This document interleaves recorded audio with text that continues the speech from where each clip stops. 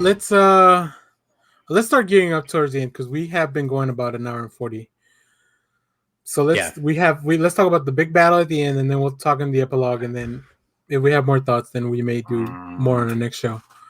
The battle at the end, once they get ready. First of all, this is my favorite Batman suit ever. Yes, and aren't the glasses he wears an homage to Owlman from but they have to be. Watchmen? I mean, they look identical. Yeah, he basically is wearing the Owlman costume. Yeah, pretty much. Yeah. Which is supposed to be really Blue Beetle. So did we just get a Blue Beetle in the movie? But I like that scene a lot. I like the fact that he tells them, like, look, Batman feels like he's ready to sacrifice himself. Well, he did that in the 2017 cut. He was trying to sacrifice himself. Just to kind of feels like maybe he still has to atone. And he tells them twice. He's like, no matter what happens, like, stick to the plan. Mm-hmm. And they don't stick to the plan, right? They are a team now, so they come and they help them. These rascals, they never listen. And I think a lot of the scene at the end with Aquaman, that was pretty much the same from the old movie, except for the green the red background. They took that out again. They put it back to blue. There was a lot of red at the end of the last movie, which was an interesting choice. Mm-hmm. But I think because they didn't destroy the dome in the other movie, they didn't never destroy the dome because they had to get the people out. Mm-hmm. Whereas in this one, the first thing they do is I thought Batman still destroyed the dome. No, he makes like this big hole they can get in. And then their purpose is to take out the tower. They sneak in. They have to take out the tower in the middle, but also have to get the people far away. Which removing the people from this like really helps because you don't have to worry about like what they're doing while that. So then we finally they attack the dome, and we get the really cool action shot, like the splash page where, the Batmobile with Aquaman and like everybody jumping at the same time, the Flash is running. Like those are the kind of things that I think Snyder does the best. Like those big splashy moments where he even holds the frame for a few seconds. Like, this is your money shot. Take it, screenshot it, share it on social media, put it up on your poster. Like, that's going to be the poster. Like, that's the, which we've seen in the Avengers movies as well. We get that stuff like that. One of my favorite scenes is still Age of Ultron, that scene when they're taking out the last Hydra base and you see all four of them. Cap's on the motorcycle, Hawkeye and Widow are in the Jeep, Hulk, and just there's that one thing where they're all like in a line. You see them going forward. Yeah. Shot's amazing. The big group shot. And then we finally get inside, which I love the Flash running around getting ready for it. We get to see it. I didn't know he had healing abilities. Yeah, he's always had healing abilities. Not that fast, but even in the TV series, even the fact he has this speed force in the Flash, he heals a lot faster than normal people. Yeah, well, I mean that he can focus heal because he gets shot on the side. That's new. That's never been that fast. Like it takes maybe like a broken arm would only take like a couple hours to heal instead of like a couple weeks. Yeah, because he gets shot in the stomach when man, what a shot by that parademon. Give that guy a I know, right? And he just sees him whipping around. He's like, I'm gonna go there. Right? Yeah. He just says like, I got the wind knocked out of me, and I thought he just got the wind knocked out of him. And then the camera pans down, and you see like he has got a hole on the side of his stomach. Heal, Barry, heal. But that was such good acting by Miller in the way that he stands up and the way that he sounds like he just had the wind knocked out of him, right? And then he looks down. Like that was really good. So yeah, because I don't think Barry has suffered any injuries like that. At least not this version of him. I wouldn't think he would suffer any injuries like this. And then we get the actual fight. Steppenwolf is being taken out and just being demolished. But then I think my favorite thing is when Superman finally shows up. You get he swings the axe. He just stops it. There was a Q&A with Snyder because there was a watch along on Friday that I wasn't a part of because I was doing something. Come on, man. I know. I really let you guys down. No kidding. Regrets. He said he had an idea of like Superman would kiss the axe and then punch it to destroy it. And I was like, oh, I don't know. I feel like that's a little too cheeky for Superman. But I think freezing it and destroying it like really works. Yeah. Because like Steppenwolf didn't see that coming. Then he gets kicked in the face, and it really turns the tide around. And that still wasn't enough. Like Barry still, they got him, and Barry still has to reverse time, which we don't even know what consequences that'll have in the future, or if any. Now, I guess. But yeah, I like it. I like the end. They killed Steppenwolf. They throw him at Darkseid, which feels like a big like stay over there. But the line that really made me excited for anything in the future, and I don't think that it'll ever happen, is when Darkseid turns around. He's like, "Fine, we'll do it the old way." And you're like, "What the fuck does that mean?" Oh, they're gonna send an army and take over the Earth, which is silly because again, he's trying to use the old way that didn't work the first time. So and I don't understand how the he has this technology, but was defeated by bows and arrows in the first time. I mean, I know there were other people, but the majority seemed to be a lot of just melee weapons. I think it was the gods that did it. So now that the old gods are gone. Well, no, here's a good. Well, I was gonna say it's also emphasized that it's not just the gods that said they were united, right? Which is again Snyder not being vague at all about. That's why you have to have the Justice League, right? You have to have a team. This is the new age of heroes, and so they are Earth's protectors. Yeah.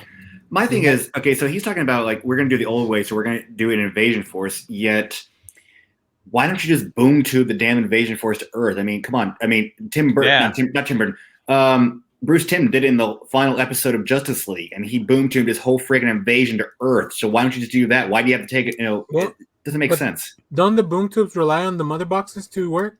Well, then because boom tubes are mother boxes are that's where they change things up too. But they're a little different. Mother boxes are living computers that help people, and here there are 3 devices that are destroying stuff. I think now that these mother boxes are back to sleep, I don't think he can use the boom tubes like they can.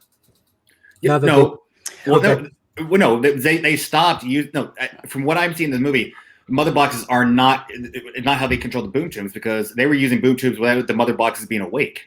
Well, no, they weren't because they weren't booming until Superman died. This is when they started using boom tubes. No, because after they deactivate the mother boxes, they still had the boom tube open when they threw Steppenwolf through the boom tube. Mother boxes aren't the only thing even in the comic books. Mother boxes aren't the only thing that create the boom tubes. And I got. Sorry. No, go ahead. Well, I was going to say, I got the impression from the numerous times that Snyder shows the Darkseid's invading forces that the big ships that he has with the stuff coming down are kind of key to conquering a planet. Yeah. I don't know if it's like that device the Kryptonians have in Man of Steel that they use to rewrite the ecosystem or something. But again, why can't you just boom those damn ships to Earth? Why do you have to fly all the way from Apocalypse? Why can't you just boom tube a whole invasion of those ships into Earth's atmosphere? Yeah, I don't know. Because that's not the old way. You got to kick it old school, Kyle. He's doing it analog. Right. He's playing vinyl on the ship. It's one thing I forgot to mention. I did have it on my notes. When Silas Stone sacrifices himself to mark the box, I like that device of how they found the Russian place better than just Cyborg hacking the planet. Yep. Because because it not only adds to Cyborg's story, and then it redeems Silas a little bit, and not just with Cyborg but with the audience. But they also set it up earlier where they're superheating that piece of technology from Krypton or whatever. So like, I like a lot of the stuff that was set up earlier, like it does come back and you get paid off in the end because you're getting the full story. whereas that's not usually the case in the 2017 version. But I like that a lot. I like that it helps Cyborg heal because it proves to him that he's not alone. Like, it's what helps defeat the mother boxes, that Cyborg doesn't feel alone anymore, and that he knows that he's different, but he's not damaged, right? He doesn't need to be fixed. That's a cool journey and a cool arc to his whole journey. I wish we were getting more Cyborg. This made me want more Cyborg. Even though he was sad most of the time, it was those little interactions with Barry and stuff where you kind of saw his humanity. And I just, I just never dug Mopey Cyborg. Yeah, and I don't know. I didn't either. And, sorry, I've got such bad lag. I didn't care for Mopey Cyborg in the Whedon cut either. I do feel like I loved the moment, and it needed to be done early when, again, you're getting the narration from his father about everything he can do when he gives the woman the money, right? And she wins the Gotham lottery or whatever. That I think was really key, because if that wasn't in there, he would just be Super Mopey Cyborg who hates his dad. And instead, we see that heart that his mom mentions to, I'm assuming, is Dean, when he first shows up, right? It's like he's Mopey, but he really does want to do the right thing. He cares about other people. All right.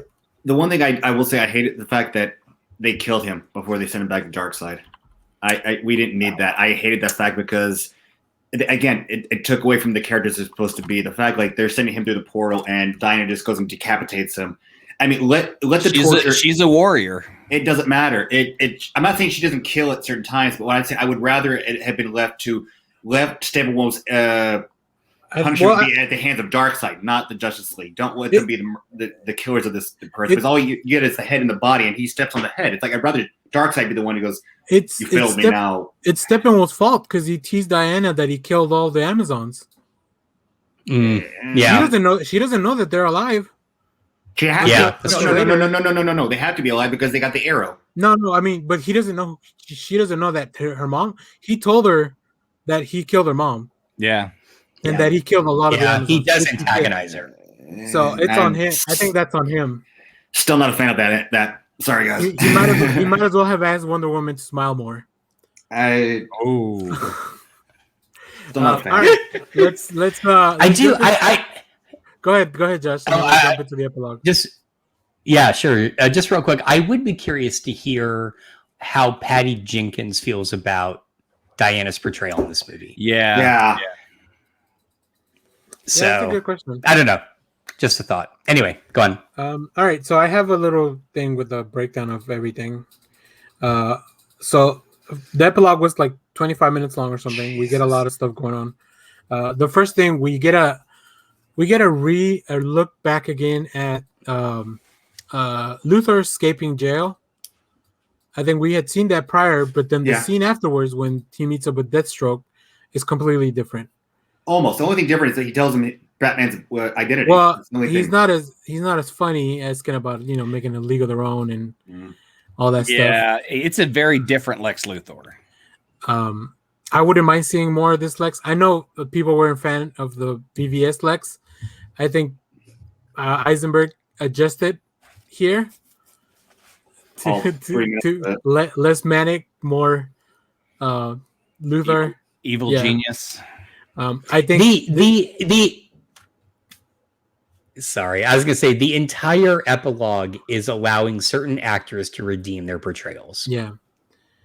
Yep. This was setting up definitely that Ben Affleck Batman movie where Deathstroke was very much so. Yep. Was to be the villain, which I'm sad we'll never get. Yeah, that sucks. But I mean, if they're gonna make it, I'll watch it.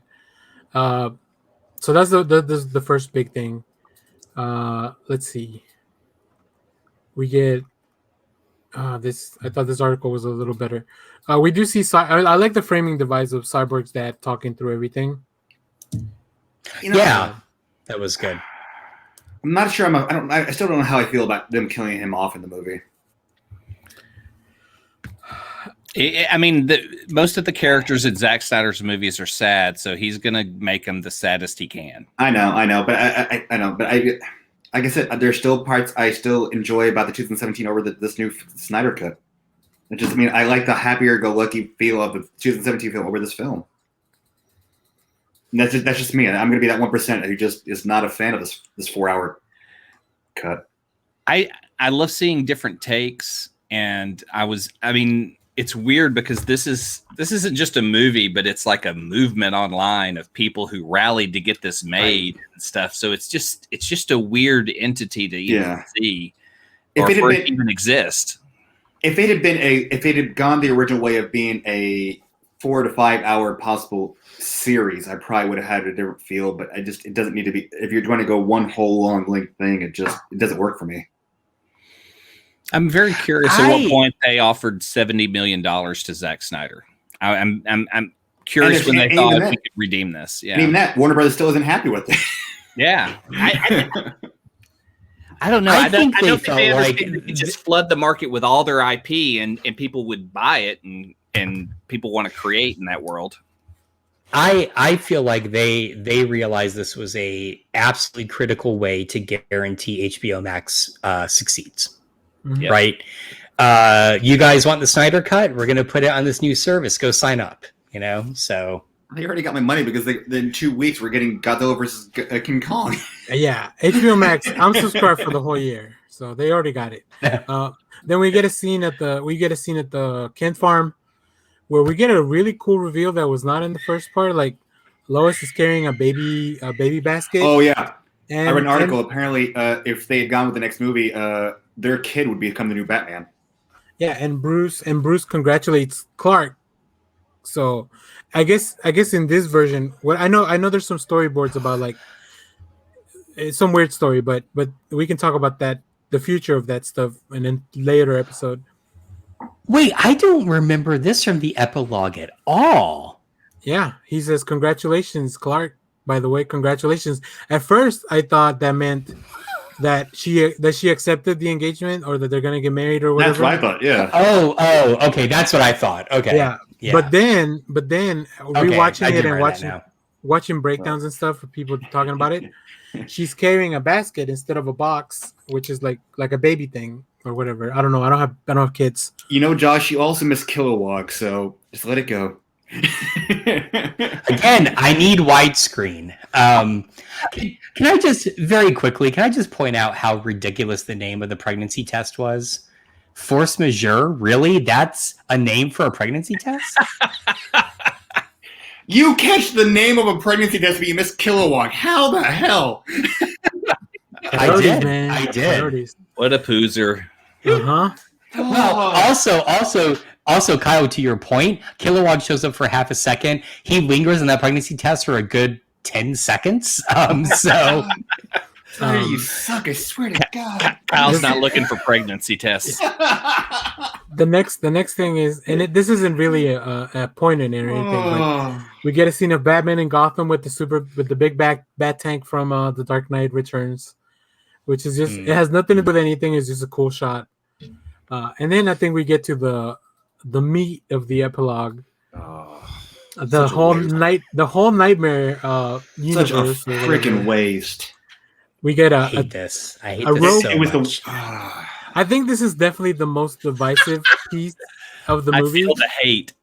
Oh my God! Yeah. Go ahead and describe it, Daniel, and then So we have the nightmare universe that we saw from Batman v Superman and Cyborg's Vision earlier.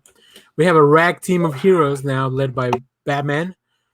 We have Mera. We have Cyborg. We have Deathstroke with a cool mullet. And then we zoom out, and as we saw in the trailer, which I'll say something right before we get to discussing, we see the Joker. He doesn't say that we live in a society, and I think that was the biggest troll that they could have done for the trailer, because that was a meme and it's very meta. So I really enjoyed whoever came up with that. Congratulations. And then apparently that's gonna be in the gray cut. So yeah. Well, I hope in the gray cut we get the reach around that they spoke of. Oh god. Clay, you're muted. The X-rated gray cut. They have a version for every dollar out there, so that's going to be the way this movie's sold. Yeah. We get the weirdest dialogue from. I don't know. I don't even know if this was scripted. So Zach just told Jared Leto to go ahead and just ramble on. We'll edit it. Careful but what you say. I did like that Bruce told the Joker, like, I'm gonna fucking kill you. Yeah, like, yeah. Jesus. I shared this in chat, but I was wrapping up the movie and my daughter was just like in the background eating lunch or something. And her two comments I thought were so spot on. One was when he did his Joker laugh, she's like, he sounds like an evil Santa Claus. And then when he's you get like a extended shot of him acting and she's like, why is he doing Jack Sparrow? Okay. Okay, so your daughter's got a keen eye. All very accurate.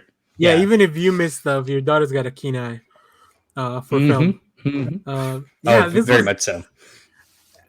I want more of the Steinberg universe. I don't know that I want more of this exact version of it.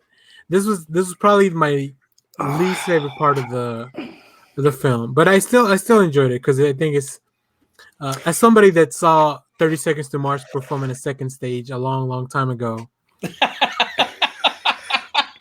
That is the weirdest reference I've ever heard. Okay, so here's why I hate this portion of the epilogue, right?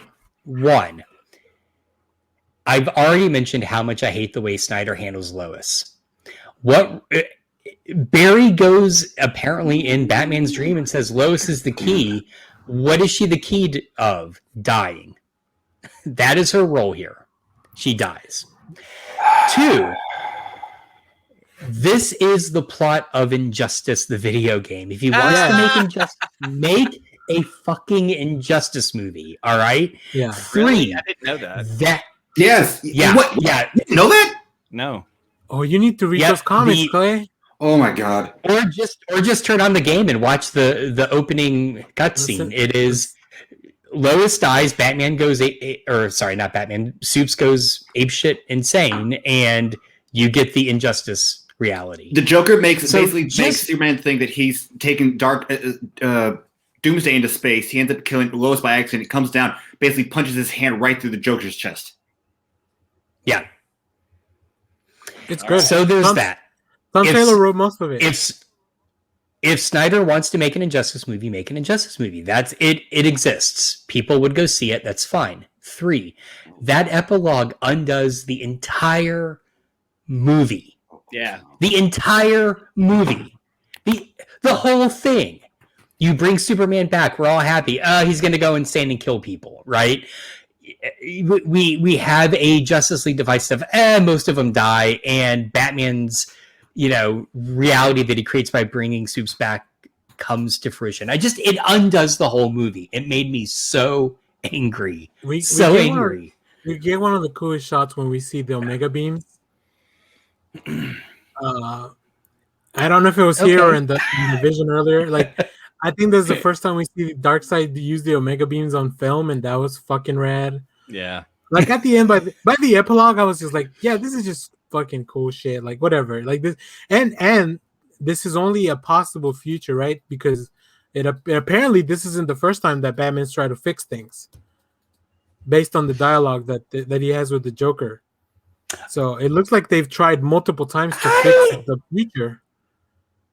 Oh, really? See, I read it as he was referring to the reality they were in because of him pressing everyone to bring Superman back.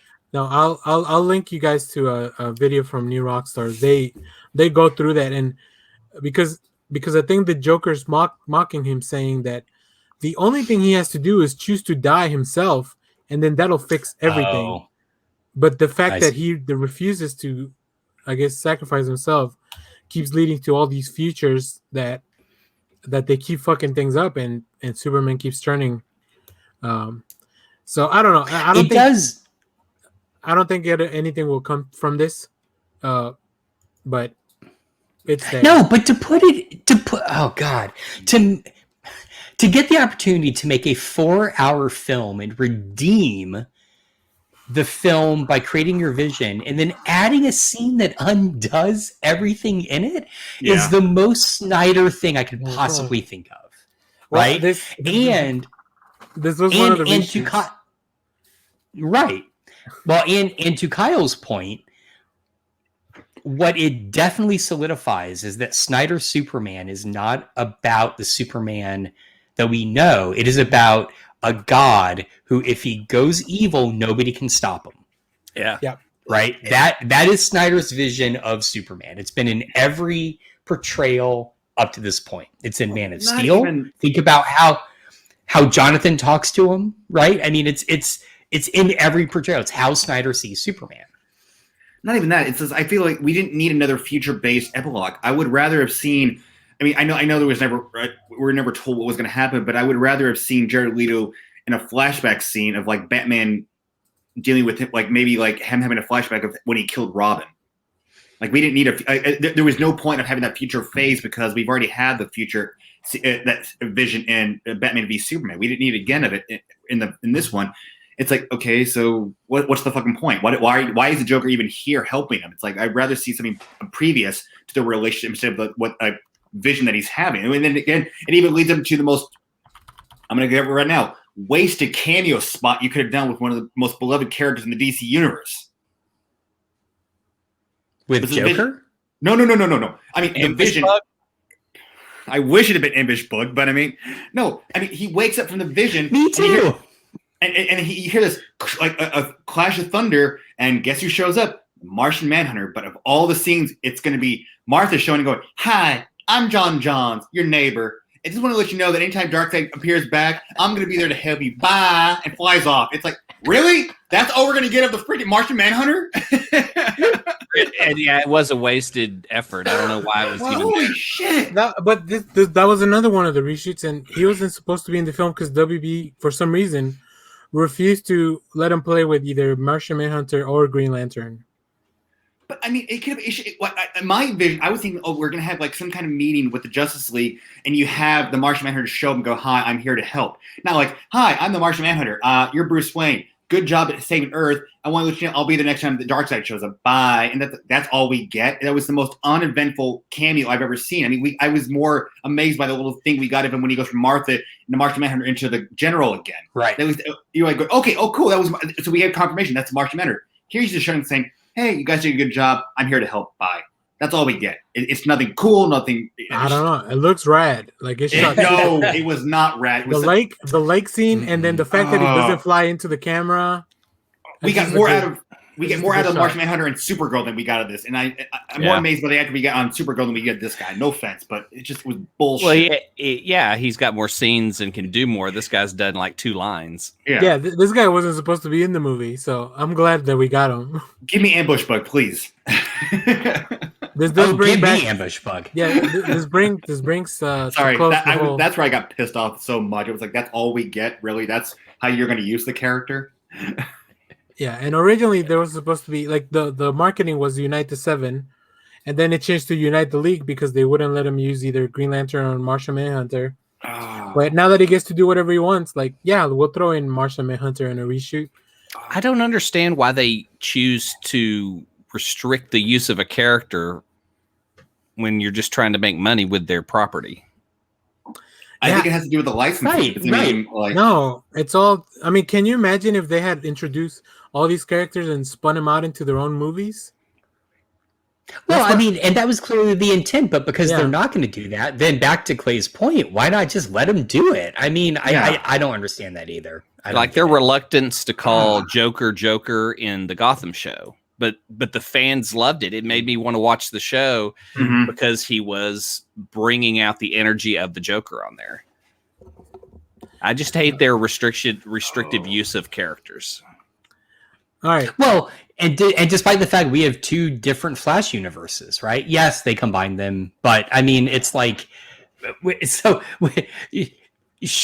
show me the rationale behind all this, right? It's like you can have the Flash TV show, Flash on screen, but you can't have 2 Martian Manhunters. I don't or one Green Lantern. I don't get it. I just don't get it. I have the solution. Martha Manhunter.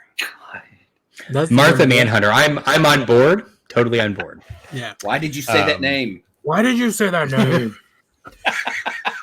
All right. Well, I think is there anything else you guys want to say before? Because we've gone long. I just want Kyle to be okay. I think he can be. Both versions of the movie are on HBOMax. He can watch whichever one he wants. They got his money. Here's my advice. Here's my advice.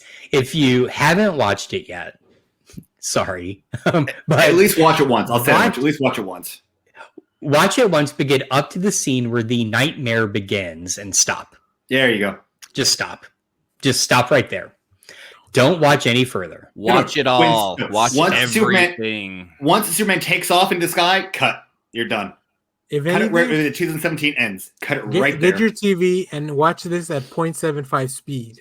So it's even longer.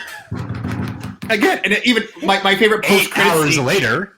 They took my favorite post-credit scene out. The Superman Flash race. I love that's one of my favorite moments in the original 2017 cut. And it's like they took it out. I'm like, but Superman's face looked like trash. So I'm glad they took it out. You don't pay attention. You're just watching them. They're about to race, and you get that scene. Honestly, I'll just go read the comic. That looks so much better. I'll just watch the Supergirl episode where they do it. Yeah. It's way better there. And they go get ice cream. They go get ice cream afterwards. I'll say this much: stop giving Zack Snyder money to make comic book films. Let him do something else. I'm done with him doing comic book. He's films. making zombie films now, so they heard you. That's fine. Let him go. Let him go do the film version of Walking Dead. Yeah. Okay. Well, yeah. That's it. Yeah, Kyle. You know what, Kyle? Just go watch Superman and Lois. I think you'll definitely. I am. That's what I'm saying. I'm happy with what I'm getting there. So we all get what we want, and it all comes from the same company, and the money ends up in the same pocket. Yeah, unfortunately. Wait, there's only one pocket? Oh God, it's only one pocket. It might as well only be one pocket. All right, I think we're done. I think that's it. We're all Justice Leagued out. This was the Snyder cut of the Next Issue podcast. That's why it's extra long. We all talked real slow. No, the sad part is we got the Justice League movie, but I don't think we're ever going to get our version of the Justice League in CW because of like how many shows are being canceled after and actors are leaving. It's like it's all right. We have Crisis on Infinite Diggles coming up. Infinite Diggles. Why does that sound like the porn parody of the CW shows? Oh my God! Crisis on Infinite Diggles. I love it. Oh my God, it's like the best thing ever. All right. Well, if you watched all these videos and have not watched the movie, go watch the movie. What are you doing here? Thank you for listening. Thank you for watching. Like and subscribe to our videos on YouTube. We're very close to 100 listeners or 100 subscribers. 100 listeners. What?